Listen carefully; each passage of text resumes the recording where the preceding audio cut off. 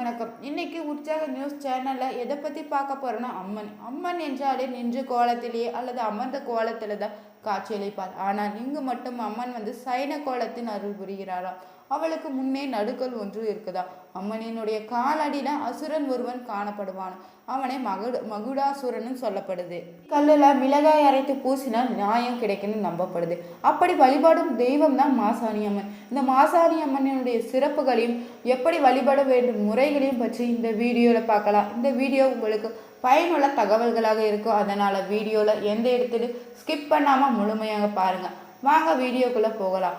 தென்னை மர தோப்புகளும் வயல்வெளிகளும் மலை குன்றுகளும் பசுமையும் வெளியிலும் நிறைந்த கவிமிகு பூமி தான் பொள்ளாச்சி. பொள்ளாச்சியிலிருந்து 15 கிலோமீட்டர் தொலைவில் ஆனைமலை அமைந்துள்ளது. மலையை தோன்றி பயந்து வருகிறது உப்பாறு.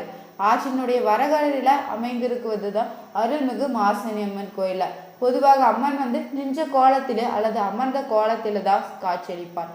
இங்கு மட்டும் வேறு எங்கும் காண முடியாதபடி 17 அடி பிரம்மாண்ட உருவத்துடன் சைன கோலத்துல அருள்பாலிக்கிறார்.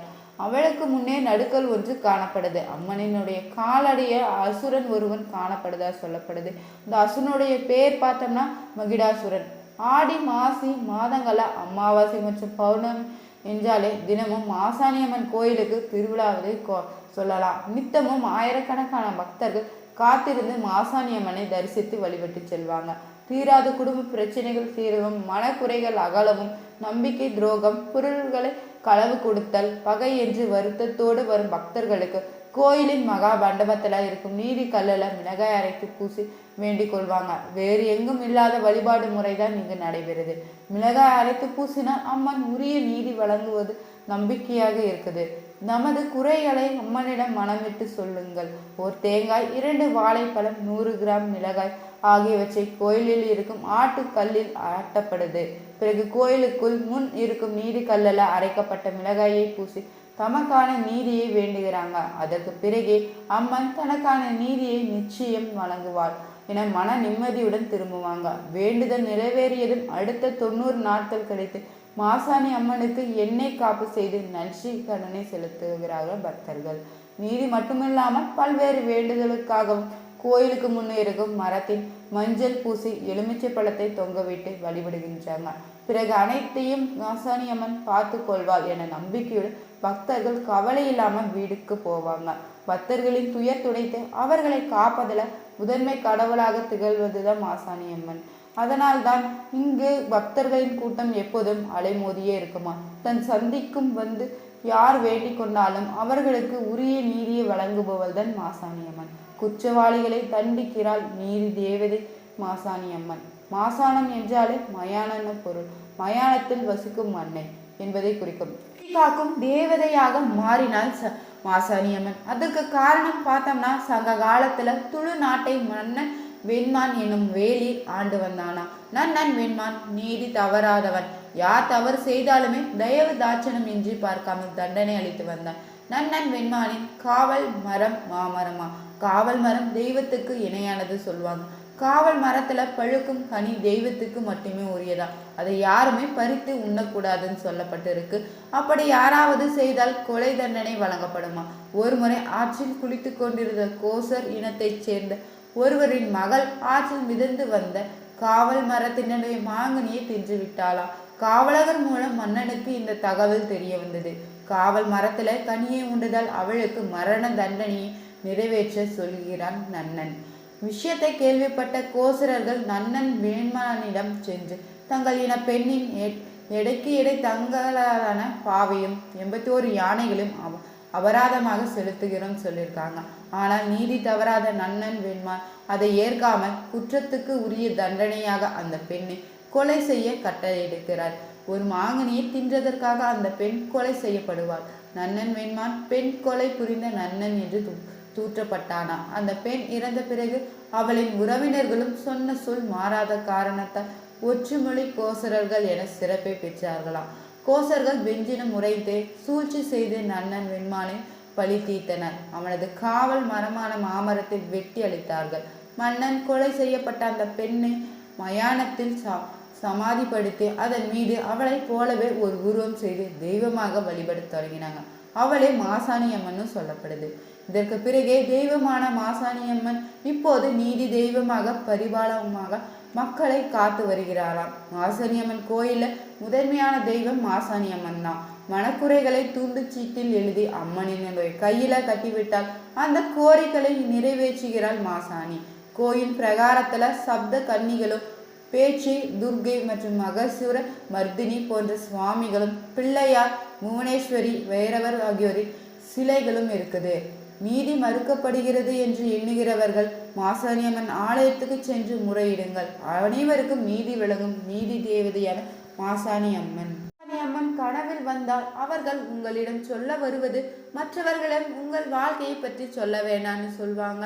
நீங்கள் மற்றவர்களிடம் தேவையான விஷயங்களை மட்டும் பேச வேணும் என்று அவர்கள் உங்களுக்கு கனவில் மூலம் உணர்த்துவ விதமாக அமையும். அம்மன் தீய சக்திகளிடமிருந்து தங்களை காக்கக்கூடியவள் என ஆழ்ந்த நம்பிக்கை மக்களிடம் பரவலாகவே இருக்குதுன்னு சொல்லலாம். கோவை மாவட்டத்தில் ஆனைமலை எனும் சிற்றூருள்ள மாசாணி அம்மன் கோவில் அமைஞ்சிருக்கு. அந்த அன்னை தீய சக்திகளிடமிருந்து தங்களை காக்கக்கூடியவள் என்று ஆழ்ந்த நம்பிக்கையே இருக்குது. இந்த கோவில்ல ஒரு பிரத்யோகமான பழக்கமும் இருக்குது. பக்தர்கள் தங்கள் குறைகளையும் தேவைகளையும் ஒரு துண்டு காகிதத்துல எழுதி இதனை அன்னையினுடைய பாதத்துல பூசாரியின் மூலம் சமர்ப்பிப்பாங்க. அன்னை தங்கள் உண்மையான ஆழ்ந்த பக்தியை காணுற்று தங்கள் குறைகளுக்கு செவி சாய்த்து அதனை 3 வாரங்களில் நிவர்த்தி செய்து விடுவதாகவும் சொல்லப்படுது. செவ்வாய் மற்றும் வெள்ளிக்கிழமைகள் மாசாணி அம்மனுக்கு உகந்த நாளாக சொல்லப்படுது. ஆடிப்பெருக்கு மற்றும் ஆடிப்புற தினத்திலையும் அம்மன் வழிபாட்டுக்கு நூற்றுக்கணக்கானோர் கலந்து கொள்வாங்க. ஒவ்வொரு மாதமும் கார்த்திகை நட்சத்திரத்திலும் பௌர்ணமி நாட்களும் விசேஷ பூஜைகள் நடத்தப்படுது. ஒரு ஆலயத்துக்கும் ஒவ்வொரு விதமான சிறப்புகள் சொல்லலாம். அந்த சிறப்புகளை உணர்ந்து அந்த ஆலயத்துக்கு நம்ம சென்று முறையாக வழிபட்டால் நம்முடைய வேண்டுதல்கள் நிறைவேறும் சொல்லப்படுது. அந்த வகையில ஆடி மாதத்துக்குரிய அம்மன் ஆலயங்களை மிகவும் பிரசித்தி பெற்ற ஒரு கோவில் தான் மாசாணி அம்மன். பௌர்ணமி மற்றும் அமாவாசை, செவ்வாய்க்கிழமை, வெள்ளிக்கிழமை போன்ற தினங்களை நாம் சென்று வழிபாடு செய்வது மிகவும் சிறப்பு வாய்ந்ததாக இருக்கும். வருடத்துக்கு ஒரு முறையாவது இந்த ஆலயத்துக்கு செல்ல வேண்டும் சொல்லப்படுது. இந்த ஆலயத்துல இருக்கக்கூடிய தனிச்சிறப்பு என்னவென்னா அம்மன் படுத்த ரூபத்துல இருப்பார்ந்தவர். மேலும் இந்த கோவிலுக்கு செல்வதற்கு முன்பாக இந்த கோவிலுக்கு பின்புறம் இருக்கிற ஆறு ஓடும் அந்த ஆற்றின் தண்ணீரை எடுத்து தலையில் தெளித்து கொண்டு கை கால்களை சுத்தமாக கழுவிய பிறகே ஆலயத்துக்கு செல்ல வேண்டுமா. இங்கு ஆலயத்திற்கு முன்பாக கொடிமரம் இருக்குது. அந்த கொடிமரத்தடியில கல்லுப்பு, மிளகு இவற்றை வாங்கி நம்முடைய தலையை நாம் 3 முறை சுற்றி விட்டு பிறகு அந்த கொடிமரத்தடை கொட்ட வேணுமா. இப்படி செய்வதன் மூலம் அந்த கணமே நம்மிடம் இருக்கக்கூடிய எதிர்மறை ஆற்றங்கள் நீங்கும்னு சொல்லப்படுது. உப்பு மிளகாய் போட்ட பிறகு நாம் நேரடியாக அம்மன் வழிபட சென்று விட வேண்டும். அம்மனுக்கு எலுமிச்சை பழம் மாலை என்பது மிகவும் சிறப்பு வாய்ந்தது. அதே போல் புதிதாக புடவை வாங்கி சாற்றுவதும் மிகவும் சிறப்பாக சொல்லப்படுது. தங்களால் எதை செய்ய முடியுமோ அதை செய்து அம்மனை முழு மனதோடு வழிபாடு செய்ய வேண்டும். அந்த கோவில்ல மஞ்சளை பிரசாதமாக தருவாங்க. அந்த மஞ்சளை வீட்டிற்கு வாங்கி தினமும் நம்முடைய நெற்றியில வைத்து கொள்ளலாம். அம்மன் கோவில்ல கோரிக்கை சீட்டு என்று இருக்கும். அதில் நம்முடைய வேண்டுதல் என்னவோ அதை எழுதி அம்மனுடைய பாதங்களை வைத்து வழிபடுவதன் மூலம் நம்முடைய கோரிகள் நிறைவேற்றும்னு சொல்லப்படுது. பல அற்புத சக்திகள் நிறைந்ததுதான் இந்த மாசாணி அம்மனை முழு மனதுடன் வணங்கி சரணாகி அடைந்தால் வாழ்க்கையில இருக்கக்கூடிய கஷ்டங்கள் அனைத்தும் தீரணும். எதிரிகளால் ஏற்படக்கூடிய தொல்லைகளும் எதிர்மறை ஆற்றல்களும் விலகும் என சொல்லப்படுது. கோயில ராஜகோபுரம் வடக்கு நோக்கி உள்ளது. கோயிலுக்கு 4 வாயில்கள் இருக்குதா. கருவறையில கிழக்கு பக்கத்துல அம்மன் சுயம்புவாக காட்சி அளிக்கிறாங்க. பேச்சியம்மனுக்கு தனி சன்னதியே இருக்குது. கோயிலினுடைய காவல் தெய்வமாக கும்ப முனீஸ்வரர் இருக்கிறாரு. கோயிலினுடைய வளாகத்துல துர்கையும் மகிஷாசுர வர்தினியும் சப்த மாதாக்களும் விநாயகரும் கருப்பராயரும் புவனேஸ்வரி பைரவர் ஆகியோர் இருக்கிறாங்க. கோயிலினுடைய பிரதான தெய்வமாக மாசாணி அம்மன் சன்னதி இருக்குது. இங்குள்ள மாசாணி அம்மன் சிலை படுத்த வாக்கில் தான் இருக்கும். அம்மனின் தலை முதல் பாதம் வரை 15 அடி நீளமாகும். இக்கோயிலில் உள்ள முக்கியமான பிற சன்னதிகள் நீதிக்கல் மற்றும் மகா முனியப்பன் போன்றவை. மாசாணி அம்மன் சுற்றி வலம் வந்தால் தீராத வியாதிகளும் நீங்கும் சொல்லப்படுது. தலை வைத்து படுத்திருக்கும் அவருடைய திருக்கரங்கள திரிசூலமும் உடுக்கையும் கபாலமும் சர்ப்பம் ஆகியவை காணப்படுது. தலையில ஜீவாலா மகுடத்துடன் மேலே நோக்கியபடி காணப்படுகிறார். வாஸ்து சாஸ்திரத்தை பார்த்தோம்னா கருங்காலி மிகவும் சிறப்புடையதுன்னே சொல்லலாம். கருங்காலி மாலை இருக்கும் இடத்துல வாஸ்து பிரச்சனைகள், தோஷங்கள் இருந்தாலும் நீக்கி விடுமா. மிகவும் அரிய வகை மரம்னு சொல்லப்படுது. கருங்காலி மரத்தின் நிழலில் அமர்ந்து அதன் காற்றை சுவாசித்தாலே கூட நோய்கள் நீங்கும் தன்மை கொண்டதான். இத்தகைய பழங்களை கொண்ட கருங்காலி மாலையை நீங்கள் வாங்க விரும்பினா வீடியோவில் கொடுத்துருக்க நம்பருக்கு கால் பண்ணி உங்களுடைய ஆர்டரை தெரிவிச்சுக்கோங்க. வீடியோ உங்களுக்கு பிடிச்சிருந்தா லைக் பண்ணுங்கள், ஷேர் பண்ணுங்கள், கமெண்ட் பண்ணுங்கள். மறக்காமல் உற்சாக நியூஸ் சேனலை சப்ஸ்கிரைப் பண்ணிக்கோங்க. Thank you viewers.